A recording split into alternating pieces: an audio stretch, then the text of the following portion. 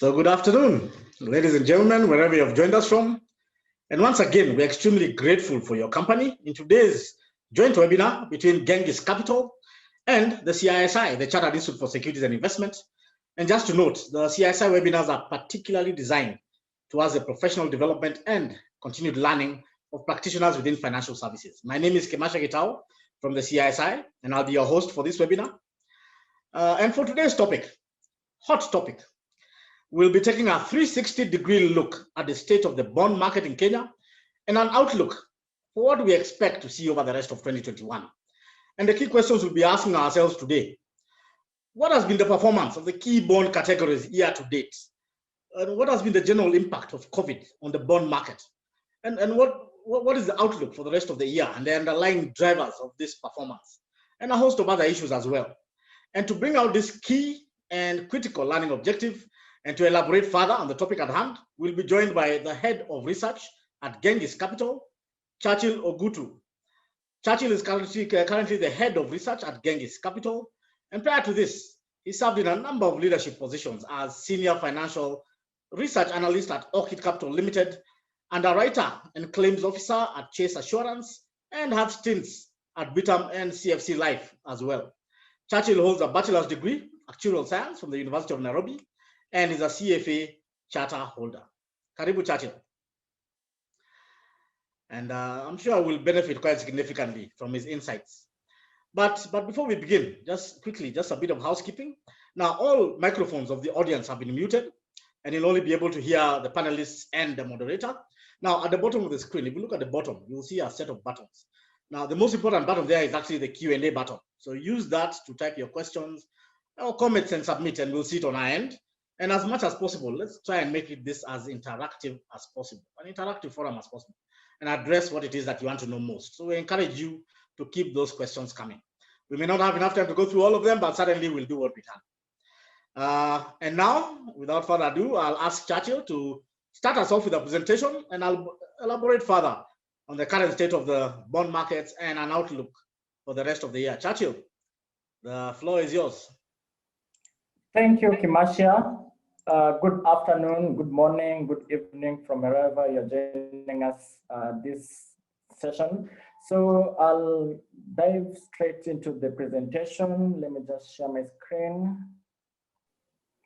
Yeah, as earlier mentioned, I'll be walking us through the bonds 360 and also the outlook for the 2021. Basically, the second half of this year, what's the outlook in regards to the fixed income assets. So this is what we'll be discussing, basically the landscape in Kenya, looking at the uptake of bonds, impact of the bonds, impact of COVID-19 on the bond market, and also a review of the performance year to date, and finally just to wrap it up with the outlook for the second half of this year, and also the underlying drivers that will will underpin that performance. So starting with the landscape in Kenya, basically what is the requirement for you to start trading in treasury bonds? You need to have an active CDS account that you open with the Central Bank of Kenya. Either you go directly or you go to the authorized custodial institutions, be it commercial banks or the investment banks or stock brokers. While applying for your bond application, you can also place it through placing agents. Those are still the banks, stock brokers, investment banks, or even directly through Treasury Mobile Direct. There's a platform that here in Kenya we have that you can be able to make a bond application directly. Investment amounts, we are looking at for the fixed rate bonds, we are looking at a minimum amount of 50,000 shillings. That's $500 for those of us who are joining us outside Kenya. Secondary market trading, basically in terms of 50,000 shillings with every trade.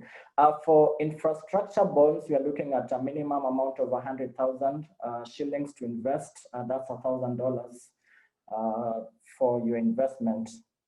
The other issue is now to do with non-competitive bids. Non-competitive bids are those bids whereby you do not even place a yield or a specific pricing. So your pricing will be determined by the weighted average from that particular auction. So the maximum amount that you can put for non-competitive bids is 20 million shillings. That's roughly $200,000 per CDS account per tenor. So those are the rules when you are thinking of non-competitive bidding.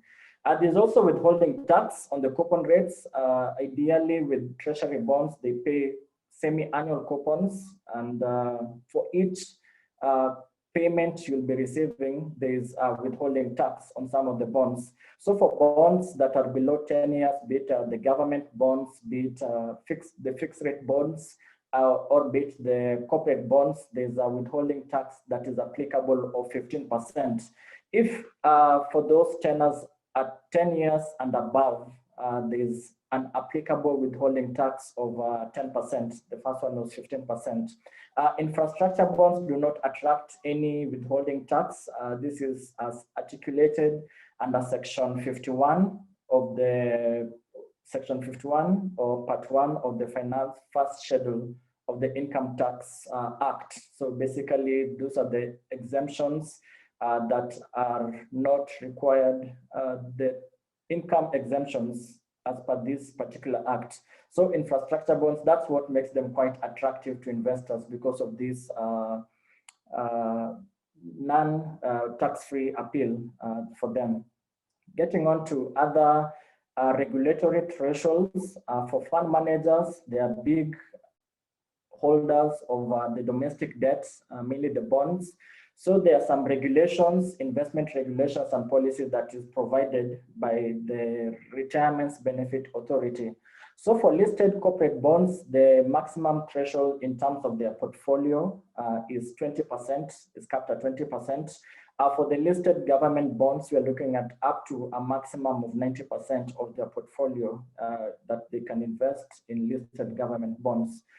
For banks, also, they are major holders of the Kenyan domestic bonds. So it's not explicit under the law, but ideally banks individually, they get into have exposure to the treasury bonds, at least with asset liability matching requirements. So that's what also necessitates them to have holdings of government bonds. Section 19 of the Banking Act, though, specifically says that in terms of computational purposes for the liquidity ratio requirements, those bonds that have a maturity less than 91 days, 3 months, should be included, and for that purposes of calculating the statutory liquidity ratios. So that's the only requirement that we see. But in terms of thresholds, it's just entirely asset liability matching needs on an individual basis. Basically, just to gloss over the investment landscape, we have 67 bonds that are currently issued at the Nairobi Securities Exchange. 48 of those bonds are what we call fixed rate bonds. I've mentioned fixed rate bonds a couple of times before, but it might come as a misnomer in the sense that people might think that the other kind of bonds that are issued in NSE are floating rates, but that's not the case. The fixed rate bonds is just something to differentiate it from the infrastructure bonds, which currently are totaling 19 that are outstanding. So those are broadly the two main kind of bonds that are there. There is also a savings and development bond that was issued in 2011 over a 30-year period, but that's by and large for computational purposes, we've included it under the fixed rate bond segments. We've also seen private placements by some of the bond issues. Currently, understand that one of the state-owned entities in Kenya, Kenya Roads Bond, is planning private placement for a roads bond. It's something that is in the works. And over and above this, I know that one of the corporate bond issuer, that is Centum Real Estate, last December, its listing was not open to the wider public, but it was targeted to sophisticated retail, sophisticated investors. So that was a private offering as opposed to a public offering that you've seen play out with the recently Family Bank issue. We also had a Makiba bond, that's the retail mobile banking bond that was there. It matured September last year, but that's another kind of opportunities that at one point in time we saw investors keeping an eye on. That's the Makiba bonds. So we get into the next segment. This is basically just a review of the uptake of bonds. So we start from the government bonds before we look at the corporate bonds. So the government bonds, we are looking at currently the total outstanding value is around 2.8 trillion shillings, of which 73.5% is now the fixed rate bonds, whereas infrastructure bonds is around 26.5%. So that's you can see that a significant chunk of the bonds that have been issued are mainly the fixed rate bonds.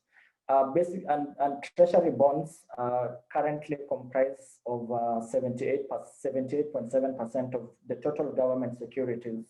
That is inclusive of the treasury bills, but the focus of today's webinar is just on the bonds. So just to give us a picture of what percentage does treasury bonds account in the overall government securities book. So that's 78.7%. This is data as of last week. So as we move on from the supply side, so we also look at the demand side. Who are the holders of these domestic bonds? As at the end of March 2021, this is the statistics that we have from the National Treasury. Banks, commercial banks accounted for 48.2%. Looking at the wider government securities, you find that commercial banks is around 55%. That is inclusive of the treasury bills. But if we drill down just on the government bonds only, we find that commercial banks is around 48.2%, but then the non-banks, this is the pension funds, insurance companies, and also the retail investors, that's coming to 50.8%, whereas the non-residents is around 1%. So these are the statistics that National Treasury gave in terms of the holders of the Kenyan government bonds. Having said that, I think it's debatable in regards to the non-residents, what's their overall holdings of the government bonds. I'm speaking this in the light of infrastructure bond issuance. Whenever there's an infrastructure bond issuance, we've seen that there's massive interest by foreigners. But looking at the statistics by National Treasury, I think at 1% of the holdings tends to give a different picture, but that is something that the jury is still out in regards to the overall non-residents share of government bonds. So getting on to the corporate bonds segment, right now we have 3 outstanding corporate bond papers. So we have the Real People, there's the Acorn Green Bond, and also Centum Real Estate Zero Coupon Bond. Collectively, the outstanding value is 5.9 billion. So that's roughly 0.2% of the listed bonds in the NSE. So it's quite minuscule as compared to what you've seen the dominance by the government bonds at the NSE, Nairobi Securities Exchange. Today, funny enough, or coincidentally, we are smack in the middle of some actions that we've seen play out in the corporate bond segment. Yesterday, EABL, East Africa Breweries Limited, it had a medium-term note, which was issued in 2017, and it was to last for 5 years. So ideally, we're looking at a maturity date of April next year. But then it redeemed its bond early, which was affected yesterday. So that happened yesterday. And then tomorrow, Family Bank is expected to start its trading at the Nairobi Securities Exchange. So it issued, it wanted 3 billion. It had a green shoe of 1 billion. So it was a successful issue. So trading on the Family Bank medium-term note is starting tomorrow. So that's another thing that you should also be mindful of in regards to the corporate bond segment. But having said that, this issue won't even move the needle in terms of the overall outstanding debts from the corporate bond segment. It will still be paltry. Best case, you're looking at an additional 0.23% in terms of the overall stake of corporate bonds in the Kenyan market. So that's the state in terms of the uptake of bonds. And the other issue that we are looking at is what's been the general impact of COVID-19 on the bonds markets. What we have seen when COVID-19 hit our shores, that was March last year, and getting into the second quarter of last year, there was a bit of some jittery in the equities markets. The day that Kenya announced its first case, we saw the dip in the equities market to the extent that trading was halted, the threshold that was hit, and 5% decline in the day's trading activity. So it triggered a halt in trading in regards to the stocks at the exchange. And what followed, companies or more or less price declines, and also the dividends that a number of the companies that issued or were expected to issue were rolled back in the guise of capital preservation. So for an investor who was eyeing income in the context of dividends from the equity segment, it made much sense now to express that conviction or their income-oriented status in the fixed income segment by the virtue that a government bond, a corporate bond, keeps on issuing dividends every 6 months. So we saw a pivoting away from the equity side and also into the fixed income segment. That's one. And that's also being seen in terms of the issues that were announced during that period of COVID-19 as compared to the period before COVID-19. So our chart has the 15 months prior to COVID-19, that's between January 2019 all the way to March 2020. The monthly average bids that were received was around 67 billion shillings.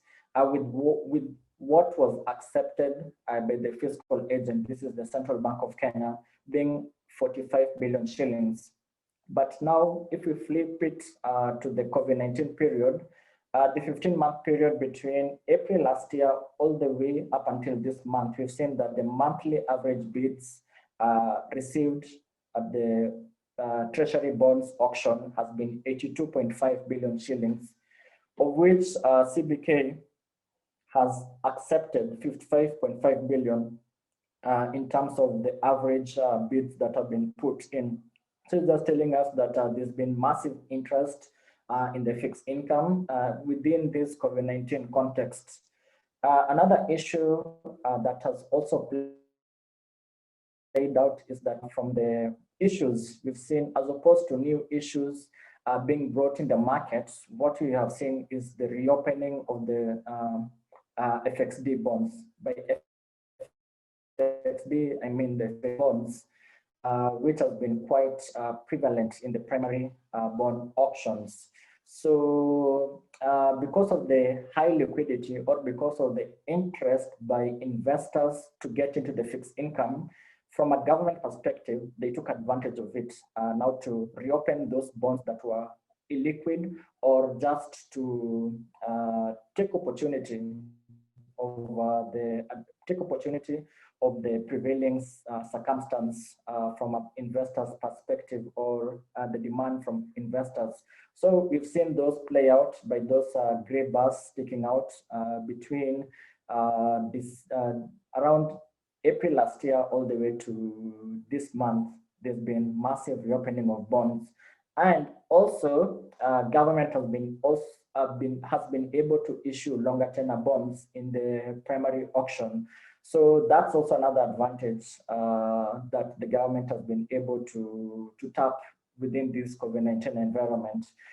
It also dovetails with its medium-term debt management strategy, whereby the government is seeking to lengthen the debt maturity profile so as to reduce the refinancing risks that are there if there are so many short-term bonds that are maturing in any given year. So they have just managed to strengthen the debt maturity profile as it issues the longer tenor bonds. Basically looking at the maturities above 10 years at the auction has been quite predominant during this COVID-19 period. So looking at, as we get away from the primary bond activity, we get into the secondary bond activity.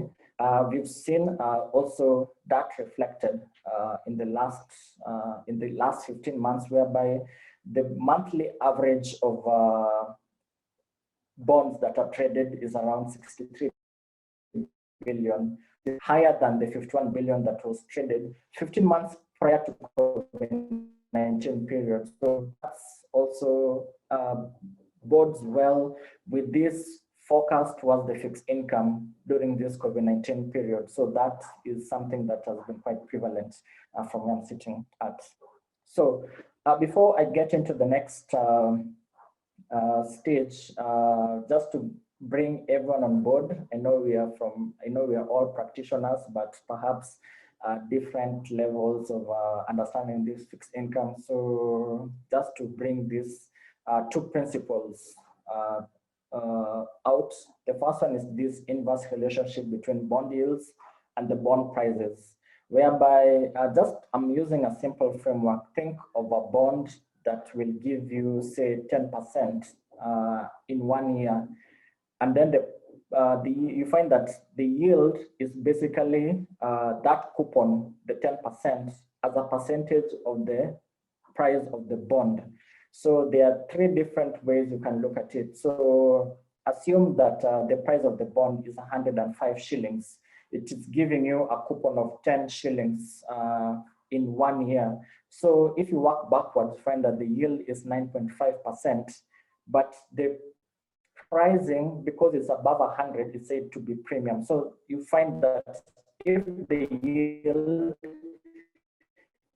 is lower than the coupon price will be higher than 100. So that's the inverse relationship between bond yields and bond prices.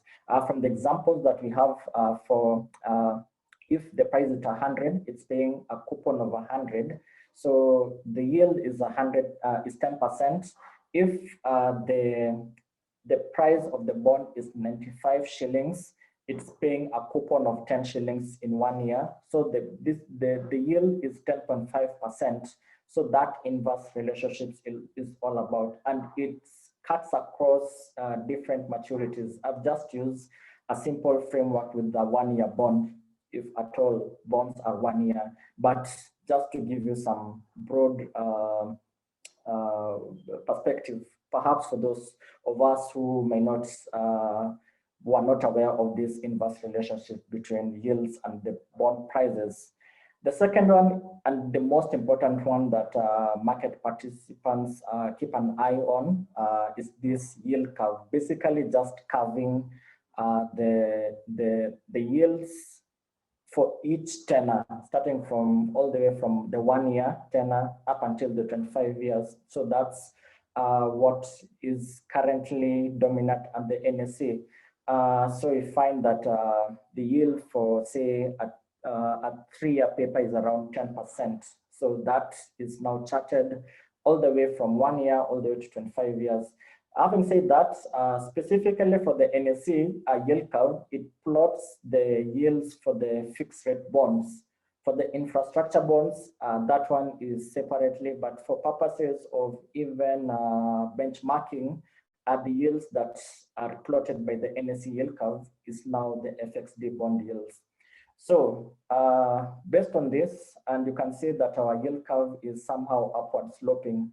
The simple reason is that even for investor who would want to bid for, say, a 10-year as compared to a 20-year, the yield or the bond or the coupon that you require for a 20-year will be higher than the one for a 10-year. So based on that, it follows that even the yield curve somehow is upward sloping.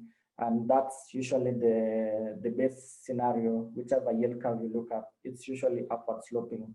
So based on that, we get into what's been the performance of the key categories year to date. So basically, I'm just looking at the yield curve at the end of last year as compared to end of last week. So basically December 2020 versus June 2021. And then I've looked at the specific benchmark tenors. That's the 2-year, 5-year, 10-year, 15-year, 20-year, and 25 years.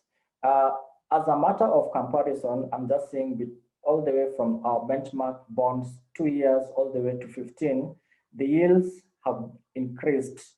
So that means that the bond price, that inverse relationship between the yields and the bond price, you find that the prices from a valuation perspective, the bond prices have come down by the virtue that the yields have gone up. So that's what has come out on a year-to-date basis.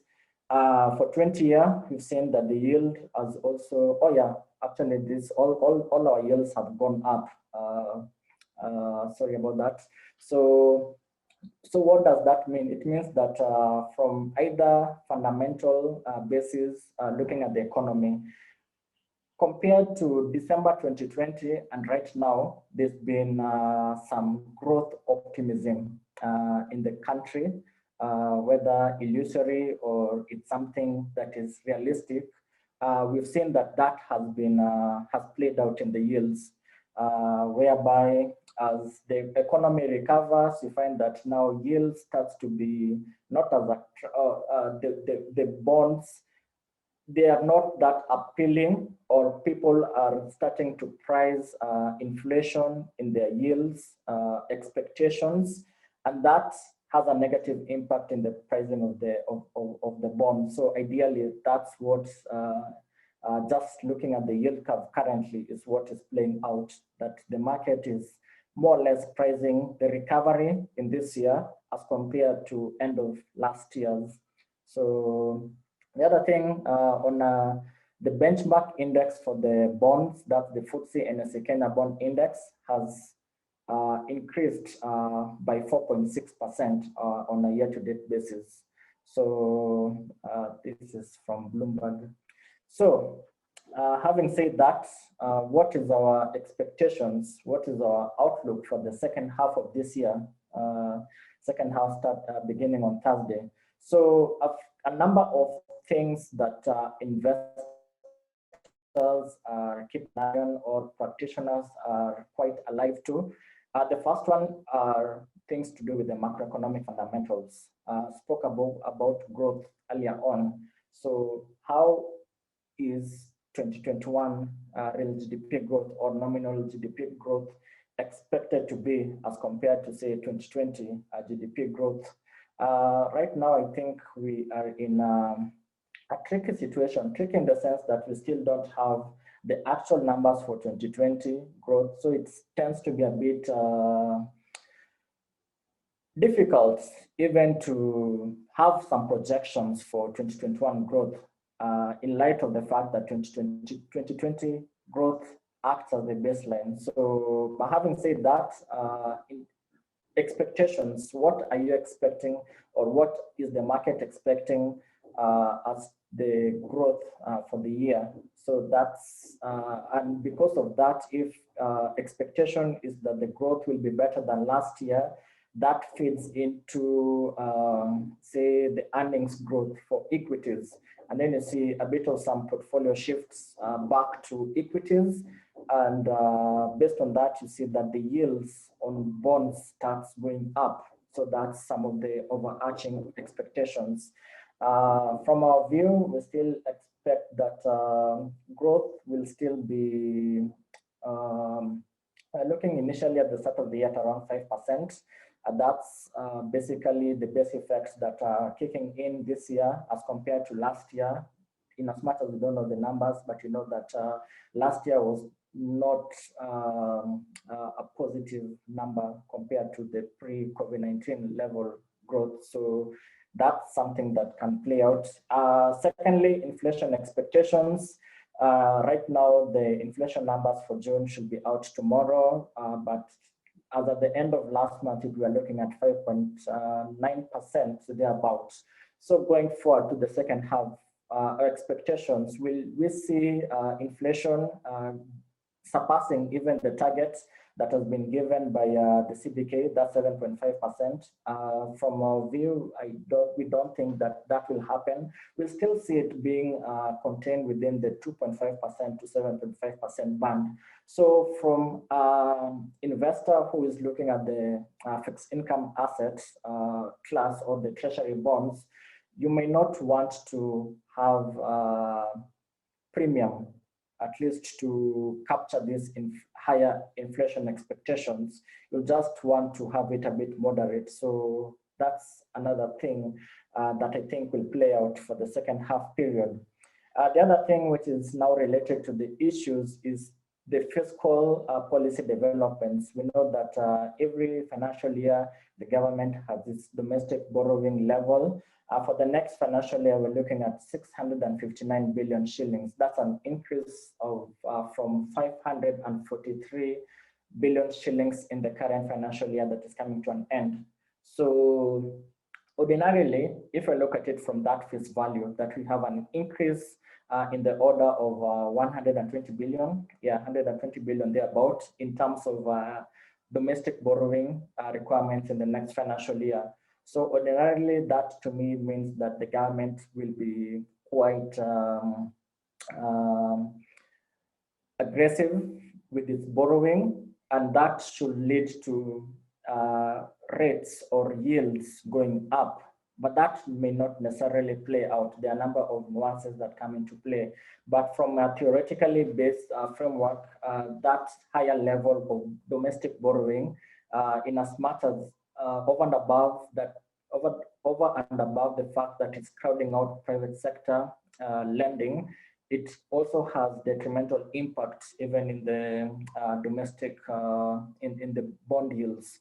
So that's something that investors, practitioners needs to keep an eye on. The other issue now related with market action, or what the nuances that I mentioned earlier on, is now to do with the prevalent liquidity at any given point.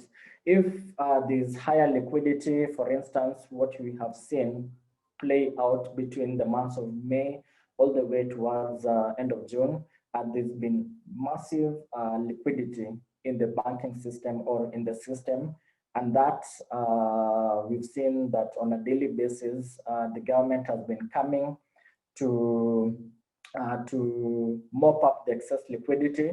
So going forward, will it play? I think it will be sketchy, but in the first 3 months of the next financial year, we are looking at a higher liquidity position from a government's perspective. If I take you back, we've seen from external inflows, we've seen the IMF disbursing 44 billion. That was last week. The previous week, Kenya had Eurobond issuance that was 109 billion shillings. And then the previous week, we had that World Bank facility in the order of 80 billion shillings. But what so far as at the end of last week that has been reflected in the FX reserves is that World Bank alone, the monies from World Bank is what has already come in, but we still haven't seen the Eurobond reflecting, the IMF monies reflecting. So more likely than not, we'll start the next financial year with the cash that we have now taken to the next financial year. So the government will be quite liquid from external inflows. So they will not have much pressure, at least with its domestic borrowing needs.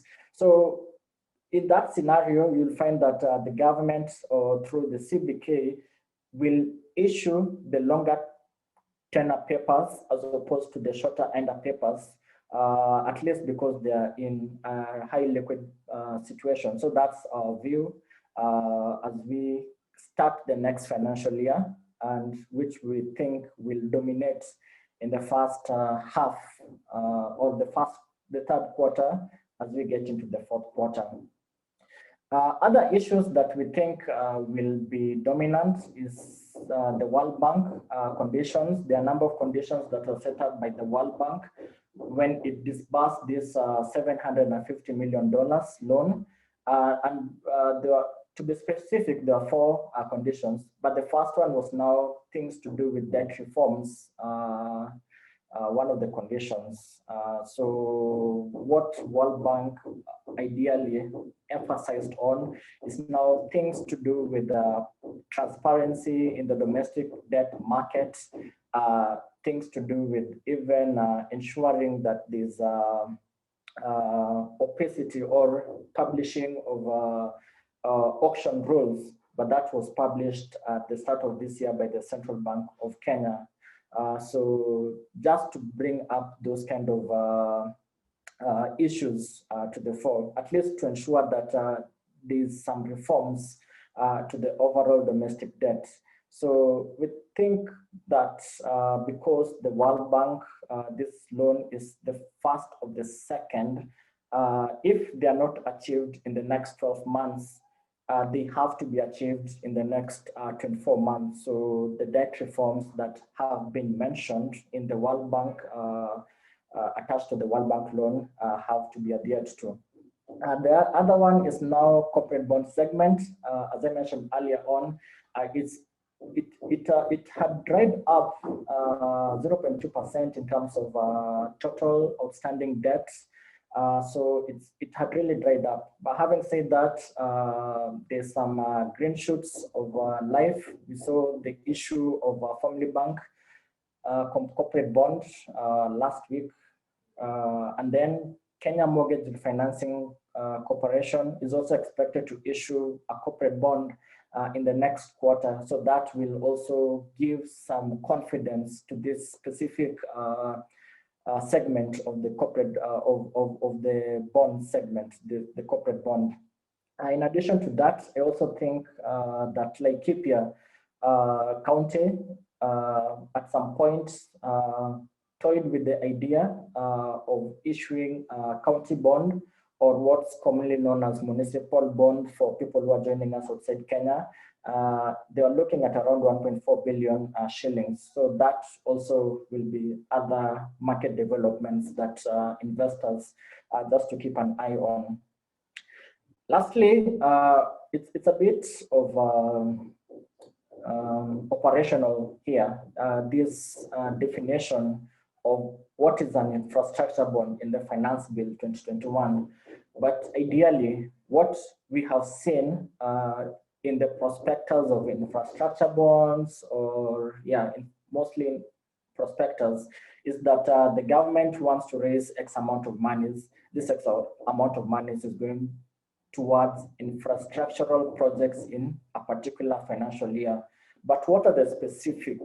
What are the beneficiary sectors that will benefit from the monies that are being raised from the infrastructure bonds? So the Finance Bill 2021, which will likely be assented into law tomorrow, has drilled down into the specific projects that will be funded from the infrastructure bond. So that removes a layer of opacity in regards to the specific projects that will be funded by the infrastructure bonds. So more likely than not, we'll see that even in the teasers, in the prospectus of future infrastructure bonds, they will now be specific as to which sectors will benefit from the proceeds of infrastructure bonds. So let me stop there. Marcia, back to you in case of any questions. Okay, thank you, Churchill. That was a good and comprehensive overview of the bond markets in Kenya. And now that we have a good idea on the current state and outlook of the bond markets. Let's now move into some specific questions for Churchill, and also take some questions from the audience as well. And let's start with the theme, challenges and recommendations. So Churchill, maybe you can tell us what are the current key challenges faced within the bond markets, and then you can also follow that with the recommendations and regulatory interventions and policy. If you're to talk to the regulators and CBK, CMA, and professional bodies like ISIFA, CASIB, FMA, and other key players, what would you recommend and propose for adoption by the industry to assist basically with fostering growth of the bond markets? So let's start with the challenges and then we go into the recommendations. So Churchill. Talking about the challenges, I'll narrow it down to the corporate bond segment, unlike other jurisdictions whereby corporate bond is quite big as compared to the government bonds. But now in the Kenyan space is the reverse. The corporate bond is quite dead. So how do we rejuvenate this market? So there's been discussions, or rather the issues are legacy issues. We had some issuers or 3 issues before that now dented the confidence in the corporate bond segment. But how do we resolve those issues? I will say that the regulators haven't done much, but from the CMS perspective, the issue that is now plaguing the corporate bond is now a tweaking in legislation in terms of the KDIC, Kenya Deposit Insurance Company Act, to ensure that corporate bonds rank the same with, say, the debt of a company, such that in the case of liquidation or a company goes into receivership, the bondholders will also be sorted out, as opposed to just leaving them in a limbo. So that change in legislation needs to take effect. So from where CMA is sitting at, they're just saying that that is the main blockage to at least restoring that confidence in the corporate bond segment.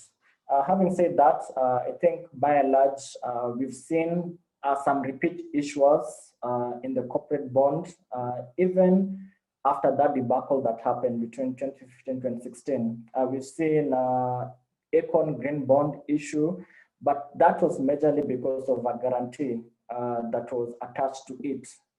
So the investors were quite confident investing in Econ Green Bond. We've seen Centum Real Estate, the zero coupon bond, but that was specific to some segmented investors. Lately, we've seen Family Bank, but with Family Bank, it had retired a bond just in April. So the market had already seen that whole cycle of Family Bank as a corporate issuer. So they were more or less confident. So the issue is with new issuers who might want to get into the corporate bond, but they are not able to because of people might not be confident towards them. So there's that need of ensuring that proper legislation have been put in place to at least ensure that new issuers are sorted out. Secondly, also, we've seen some traction in terms of credit ratings, so that any potential issuer coming to the market, at least they have a rating, they are rated, and from there, people will be able to more or less have a clear picture where they stand in terms of if that particular corporate bond issuer goes belly up. So those are some of the things that I'm thinking. Quickly, a Makiba bond, it's something that was targeted to the retail investors, but it didn't get that traction. Initially, they're looking at 5 billion shillings, which is quite a fraction of the monthly treasury bonds quantum that we're seeing. So that last mile in terms of ensuring that Kenyans or people who might want to get into this Makiba bond are made aware of the pros or even the cons, but it was more skewed towards the pros in the sense that it used to give investors 10%. It was like a savings product more than an investment product. So those kind of awareness is what even the regulators or the NSE needs to ensure that potential investors are aware of. Yeah. Okay. Thank you, Churchill. Let me just take a few questions, and we have one here from Mirogo, who starts by saying, "Hi, Churchill." Now, question is a bit abstract. Could we have some of the railways included in the infrastructure type bonds? I guess, can it be included in the bill? I don't know. Well, interesting. So by railways is in terms of getting monies from a bond and then to fund the railways. Yeah, Yes, absolutely. Absolutely. In the sense that even that's what Kenya Roads Board, there was a bill for Kenya Roads Board, Bill 2019, which was effected, that now necessitated even Kenya Roads Board to have its bond, and then from the process of the bond, they can now be able to build the roads, at least ensure continuity in terms of its development projects. So I don't see it's not feasible having a bond towards railway. But having said that, it now boils down to the proceeds, or how do Kenya Railways Corporation, which will now be the entity now tasked with looking at this bond, what are the proceeds from the railway it will get, and then from the proceeds they'll be able to pay back the investor. So that's now the other issue. So it is feasible, but now it could have some execution risks. That's just my view.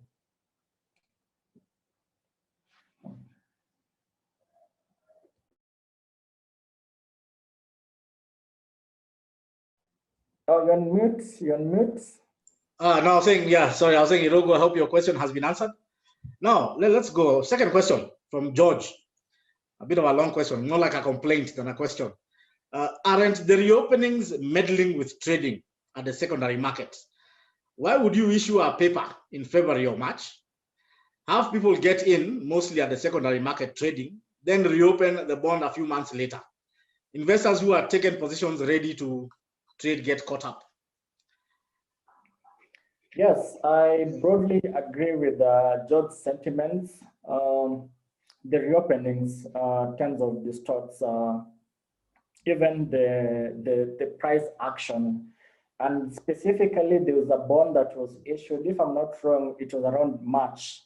And this particular bond it was a reopening, but then previously it had been reopened in December. So it was a bit confusing. So I agree broadly with George's sentiments in regards, because there are two issues. There's the primary auction and then there's the secondary auction. So specifically, if you had bid in December for this particular bond, and then you are stuck at a particular kind of pricing, and then that same bond is reopened in 3 months down the line, it means that as an existing bondholder, if the market either prices the bond, the yields for that particular bond goes up, it means that your existing portfolio, you have to reprice it lower, that inverse relationship between the yields and the bond price. So in effect, it distorts even the trading strategies of investors. But by and large, I think we are in the CBK's world or the government's world, whereby they need the borrowing, they have some latitude to be able to come up with these reopenings, but it has a negative impact on investors. Okay, thank you. Now, quickly, let's look at best practice from other markets and emerging issues, and maybe Churchill. But what lessons can we learn moving forward, and then what is it that we can adopt from basically from the best practice from other markets, and also what are the emerging issues as pertains to bonds and the bond markets? To a large extent, I'm seeing that the use of bond proceeds gaining currency, in the sense that we have, even in the equities world, we have ESG, environmental, social, and governance issues taking a forefront. So even in bonds, we have seen a number of ESG, more or less bonds being put in the forefront.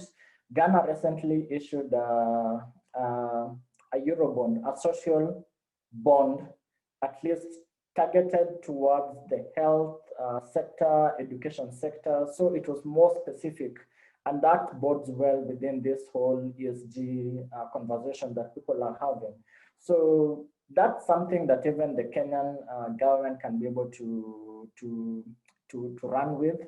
It's not that it's trademarked with these other countries, but something that Kenyan government can also be able to run with, in the sense that even in as much as people look at the returns, we have the broader perspective why the government comes to borrow is to go to funding the government deficits, but it has to be something that is meaningful. So if the government borrows, but we don't have visibilities where the money is getting into, it means that we'll keep on borrowing down the line, but we are not seeing meaningful returns that we can now be able to steer our country away from borrowing. It seems to be counterproductive, but we need to get visibilities. We need to ensure that there's more and more ESG bonds being rolled out.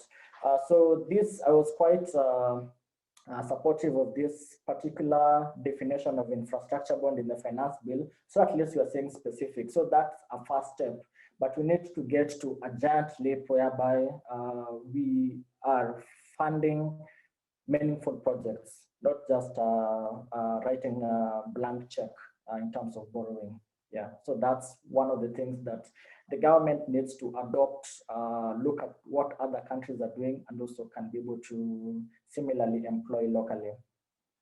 Yeah, back to you, Kimasha. Okay, thank you, Churchill. Now, just one or two more questions. Now, first, what is your take on foreign denominated bonds being issued by corporates, say euros and dollars, given the current economic environment around COVID and the fluctuations in currency? Follows up, of course, the CBK is tight on the issuance of such foreign bonds, but a number of local entities are pushing for the same. Churchill. Well, I think from it depends on the number of factors. These entities, perhaps because of their profile or the exposure, they might be want to get into those foreign denominated bonds, looking at the either USD or Euro. And remember, what are the rates that these countries have? It's at rock bottom, be it the US, be it in Euro. So from that risk management perspective, it makes sense to issue a bond in those foreign denominated currencies, at least to take advantage of the low rates, even in the dollar, as opposed to getting a local denominated bond.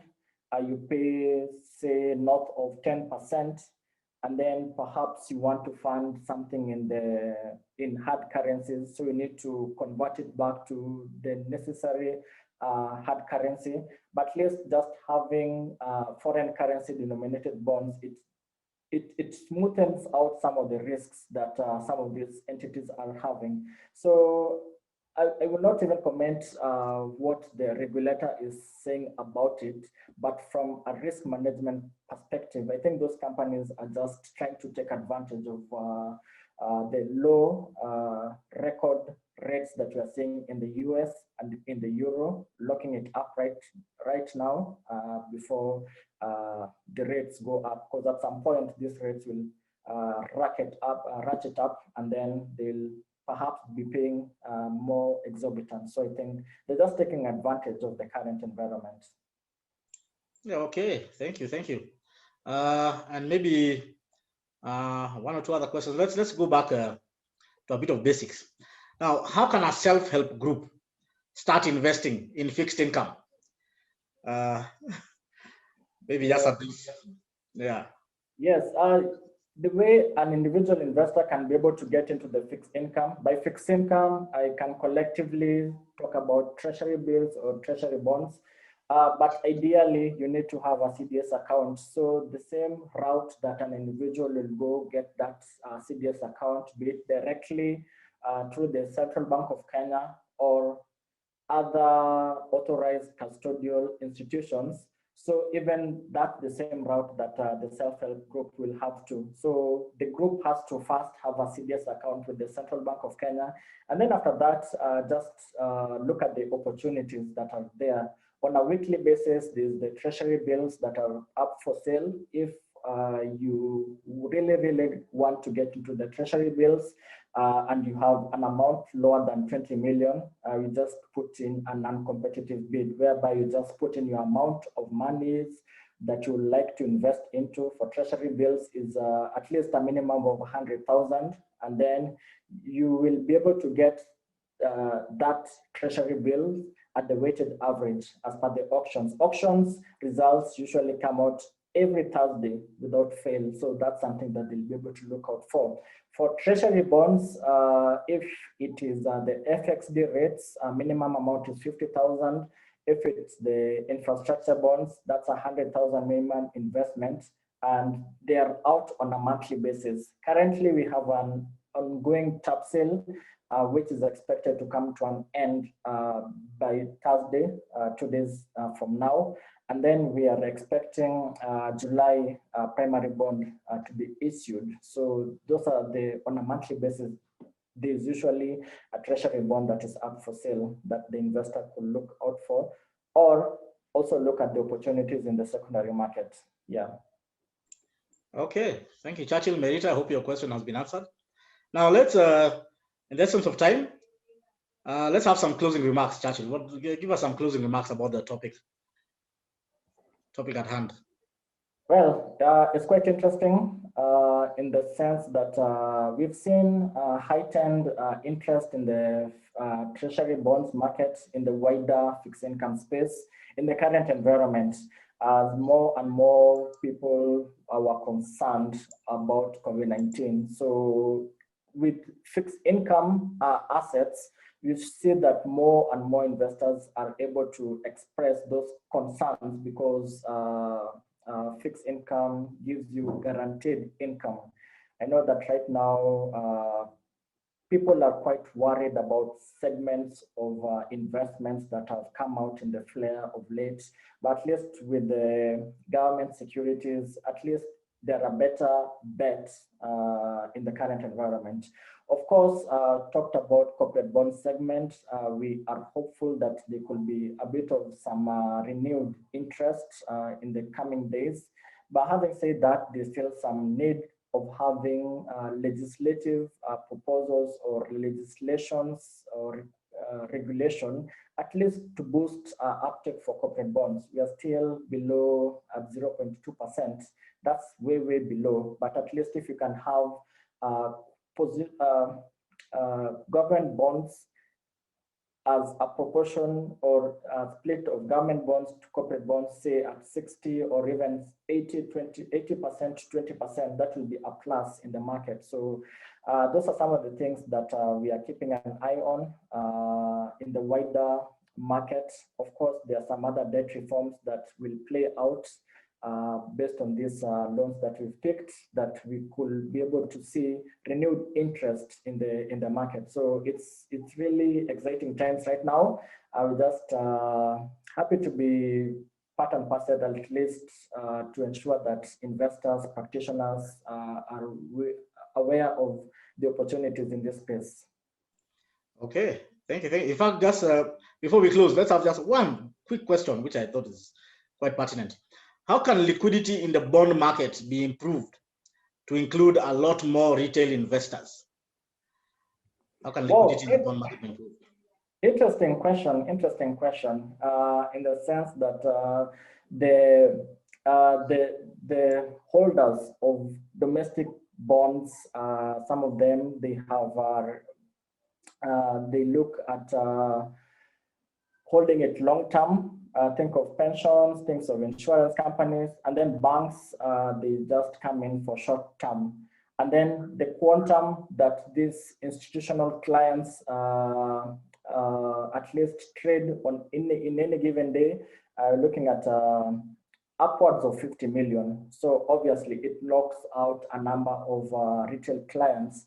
So for retail clients, perhaps where they can be able to look at the opportunity is at the primary market as they come in, looking at the thresholds that we talk about, the minimum amounts, 50,000 or even 100,000. That's where they can now be able to trade in at the primary market. Secondary market, because it's a bit hard, at least engage your placing agent, be it your commercial bank, be it your investment broker, be it your investment banker. At least they can be able to get for you better rates. Because if you trade directly through the treasury market mobile direct, chances are you might get at exorbitant rates because the kind of trading volumes really out surpasses will outweigh you. So for an individual, just engage your placing agent or look at opportunities at the primary market. Okay, thank you, Churchill. And with those closing remarks, I beg to close the webinar. We're out of time. Certainly, it's been a great honor, great honor hosting you all today. And I'd like to thank our speaker, Churchill Ogutu, and Genghis Capital as well for facilitating this discussion. A big thank you as well to Clara, behind the scenes technical expert, for hosting the webinar. Very appreciated. We hope to see you again next week, actually on Tuesday, in the next CISI webinar. Thank you again.